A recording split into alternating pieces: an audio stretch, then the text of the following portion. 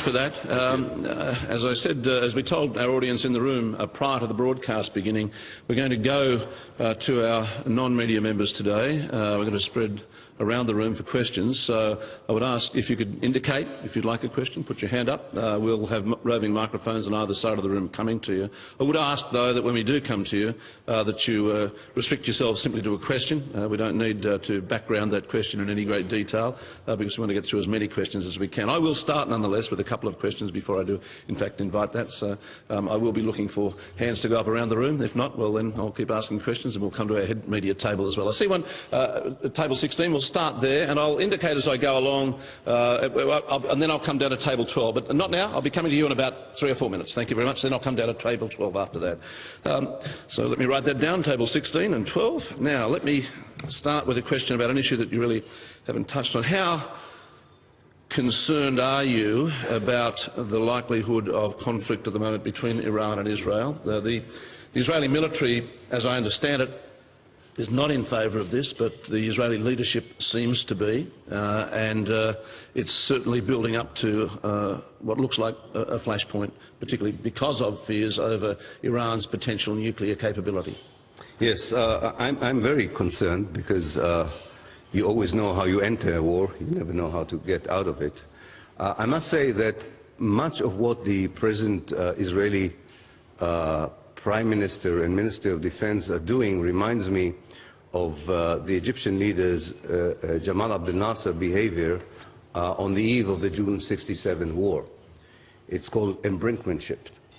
It's a kind of policy in which you believe that you can almost play with war and not go to war, and you disregard the fact that you are not the only actor in this game. And maybe you think that what you have done is not war yet, but it could be perceived by the other side already as the beginning of the war. Luckily for us, for instance, the assassination of Iranian scientists did not cause the Iranians to ask their allies in Lebanon to start a war against Israel. But this could have happened. I don't know exactly what is the next Israeli plan. And I'm sure that there is a perception in Israel that you can have such a limited operation that hopefully would discourage the Iranians from retaliating in a way that would drag the whole Middle East into war. But I would not base my hopes on such an assumption. So I'm greatly worried. Now, you made a good point about the Israeli military and security professionals who are totally against it.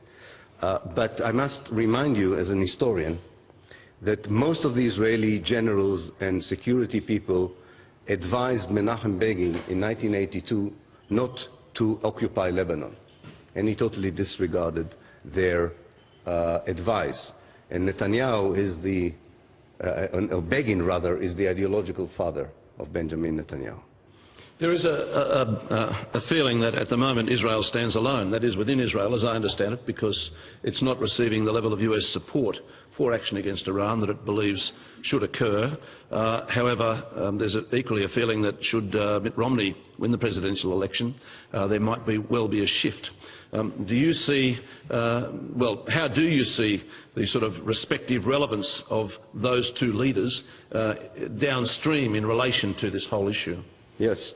I think that the main perception in Israel is that the United States as a political power is made out of two dimensions, or two levels.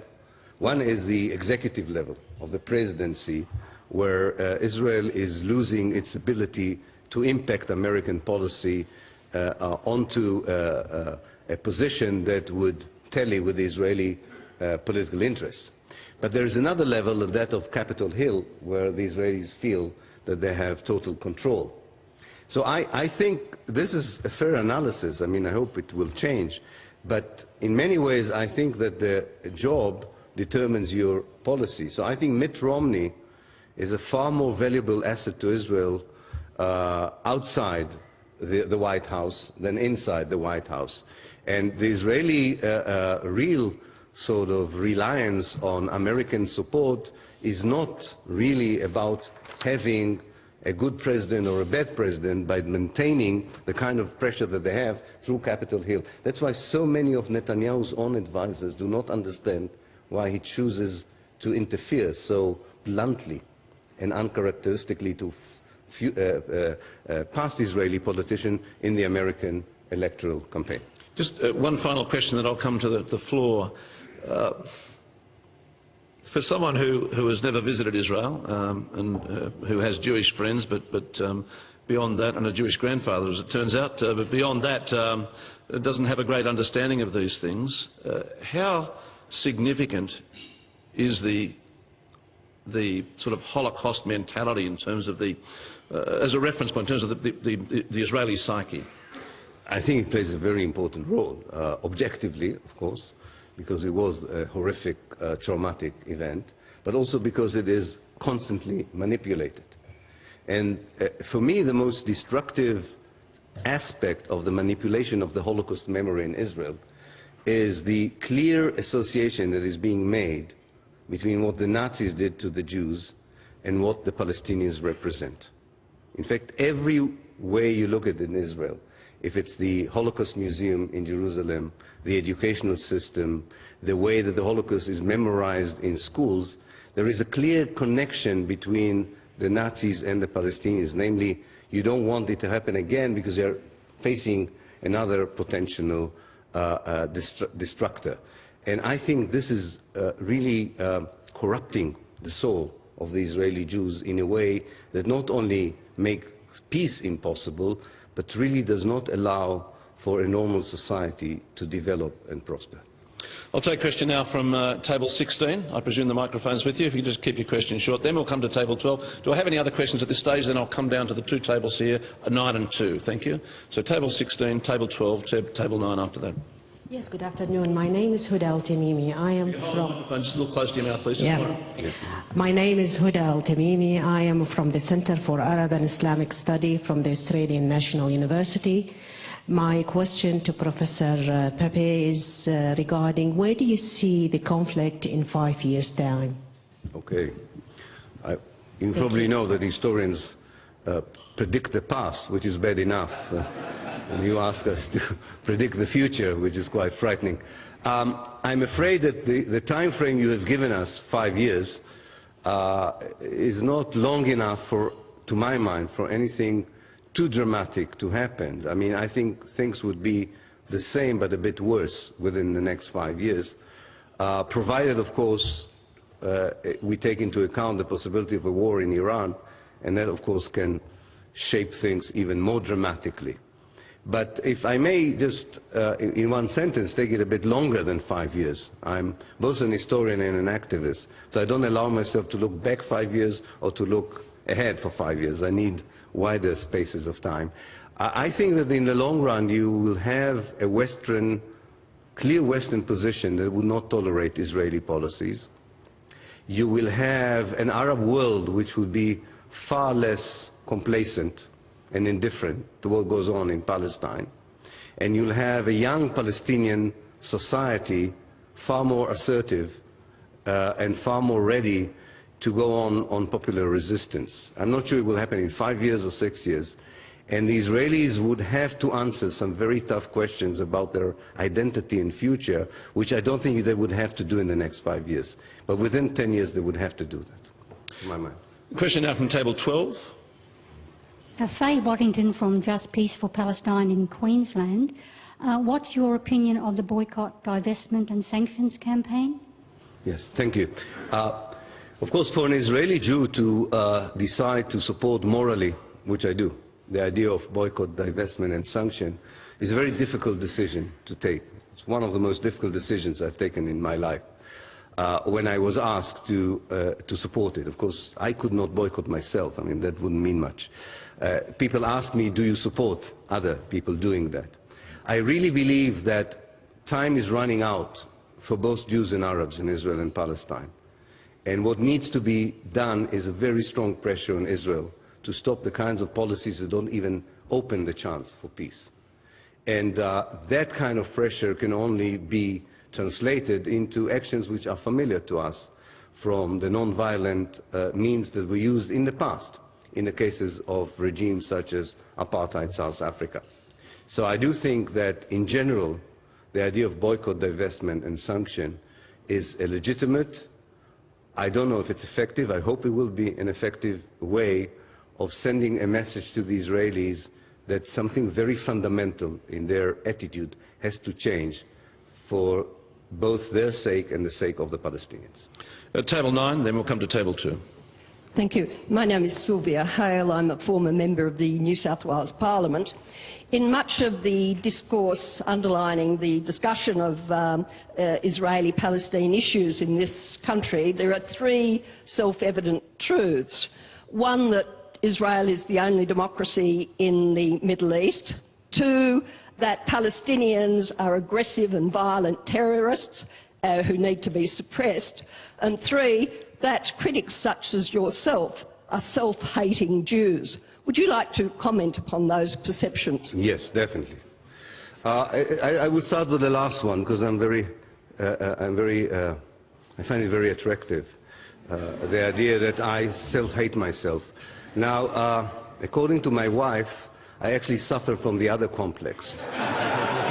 She thinks I'm too much in love with myself, on the border of being narcissist. I think it's Jews who call other Jews self-hating Jew, and usually it's only Jews who call other Jews self-hating Jews, do it because they don't like themselves. I think they feel very bad in being staunch supporters of, after all, a political state that on a daily basis abuses someone else's rights, most elementary rights, and this is in the name of being the representative of the victims of the Holocaust. So I think a self-hating Jew is something that belongs to those who accuse others. I never had a problem either with my Jewishness or with myself as such, apart from various junctures. The first assumption that Israel is the only democracy in the Middle East, I think, does not tally the facts on the ground. Until 1967, Israel imposed military rule on 20% of the population, the Palestinian citizens of Israel. Military rule means that these citizens have had no basic human rights or civil rights. If 20% of the population by law is not entitled to any right, you cannot call a country a democracy. Since 1967, that same regime is imposed on the Palestinians in the West Bank and until recently on the Palestinians in the Gaza Strip. A democracy cannot be a country that for more than 45 years does not grant even the most elementary human and civil rights to the Palestinians. So I think one should redefine Israel. It's not a democracy, it's an ethnic state that plays sometimes the democratic game, but unfortunately there is a kind of fatigue in Israel now, and even that game is not play. Deterrorizing the Palestinian is also an important issue. That was your second point. And I think that for some reason, even in the intellectual milieu, when liberation movements or people who are involved in liberation movements are Christians, white and secular, then it's a legitimate resistance. When they seem to be Muslims, then it becomes terror, or Arabs. I think that Arabs and Muslims are as human as any other group of people in the world, and when they resist oppression, they're not terrorists. That doesn't mean that terrorism was not used by both sides, the state and its opponents, and hopefully non-violent would be the name of the game in the next 10 years, but I think these mythologies have to be debunked. I'm going to come to Table 2 in a moment. Then I think we've got Table 11, and then someone from Table 13 has indicated they'd like a question. But let me just pick up on this point in terms of, I mean, you are a pariah in your own country, it would seem. And we had a brief discussion about this over lunch previously. It seems to me that if you had simply analysed these documents and reported what they indicated without describing the actions in the way that you did as ethnic cleansing, then perhaps you would not find yourself in the position that you find yourself in today. I'm not saying that you should have pulled your punches, but I just wonder whether that is the critical point in terms of the negative reaction to your whole analysis. I agree. I don't think the debate in Israel between people like me and most of the society is a factual debate. It's a moral debate. I think that going into a village in 1948 and expelling everyone who lived there is immoral. And no reason in the world would justify such an act. Most of the Israeli Jews would say, our knowledge or our fear that they would have done the same to us justify what we did. I don't accept it. Especially I don't accept it if the whole idea of the Jewish state was conceived by the Western world in order to atone for the Holocaust. That definitely is not the way to say, here is how we universally memorize one of the worst genocides, and here is how we're going to stop the next genocide, by dispossessing the Palestinians. This is unacceptable philosophically, morally, and also ideologically. I'll come to the question out the front. Thank you. Reem Alauddin, Ambassador of Jordan to Australia. In the last 21 months, we have witnessed historical events shaping the Northern Africa and the Middle East.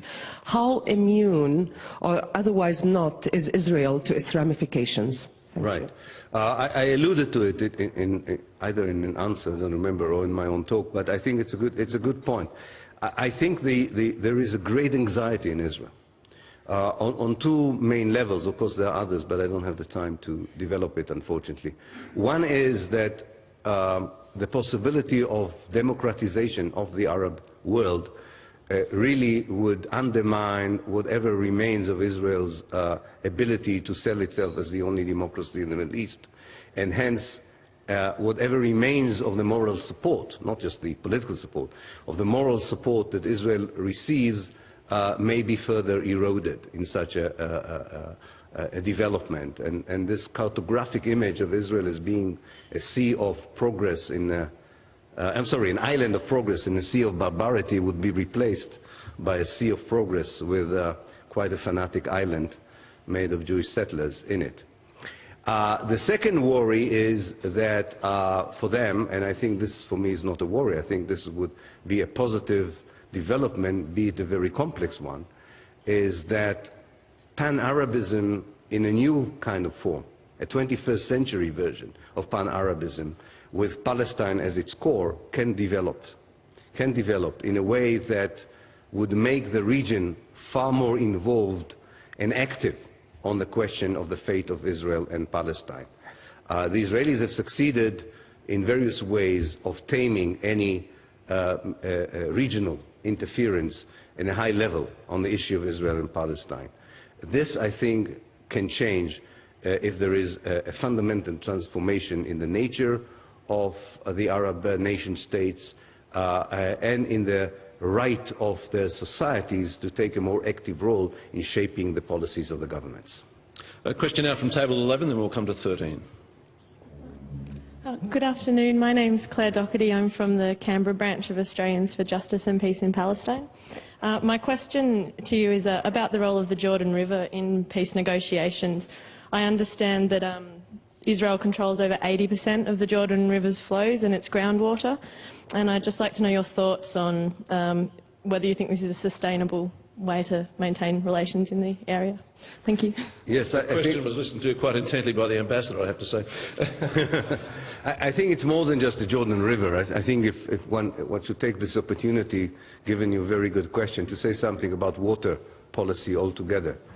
I think one of the less known means by which Israel oppresses the Palestinians and really disregards the interests of other people in the Middle East is the issue of water. The Israelis are very water-minded society. I think that has to do a lot with our psyche as European settlers. We never liked the desert, the aridness, and we somehow thought we could Europeanize the desert. From the age of 3, I remember in kindergarten, you would think about how brilliantly Israel bloomed the desert. And it's only when I visited the desert for the first time I understood that it's totally stupid to bloom the desert. But nevertheless, this was done. And then they brought European pine trees that need a lot of water in order to take over the more Arab landscape.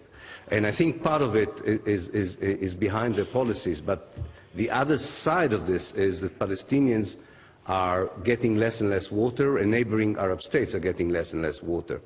And I do feel that a different ideological infrastructure of the Jewish state would also change policies on the issue of water. We'll take a question from 13, I'll come to 9, then down to the table 4 in front of me here. My name's Robert Howell, I'm from Quakers Australia. What can Australians realistically do? What would you like them to do? Right.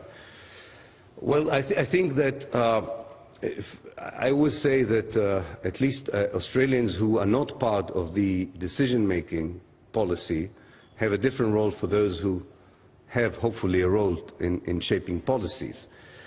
For the society at large, I always ask them to be VIPs, to visit, inform and protest. I think that's very important, not to let the Palestinians think that they have been forgotten, even if Australia seems to be quite far away, as I noticed flying over here, from the rest of us.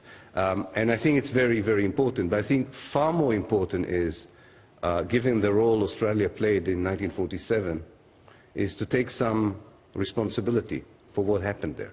You don't have the same responsibility as Britain had or the United States, but there is an Australian responsibility there. And I think a clear message from Australian policymakers, academics, and journalists that A, they know exactly what goes on the ground, and a place where children are being arrested without trial and houses are being demolished on a daily basis is not something that escaped your attention, nor your rebuke.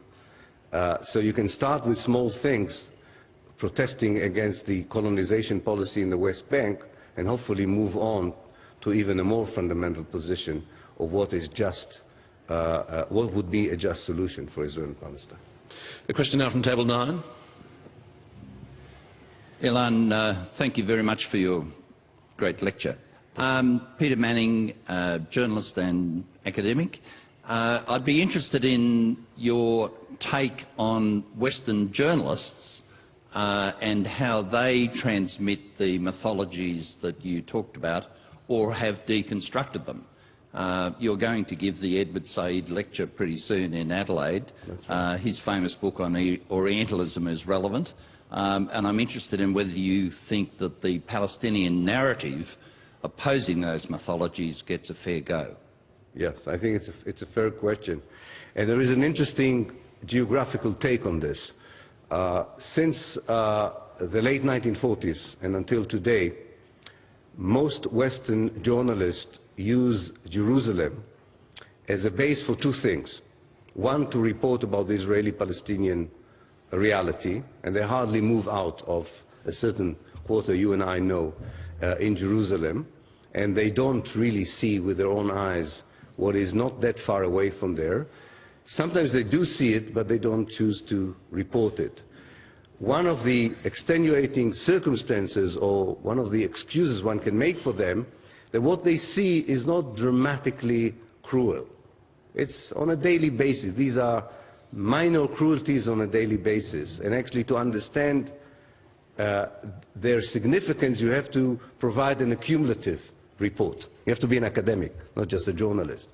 And that maybe runs against the nature of journalistic report, because you have to report what you have seen yesterday. You can't sort of say, in the last year, actually what I've seen amounts to a crime against humanity, which is what's happening on the ground.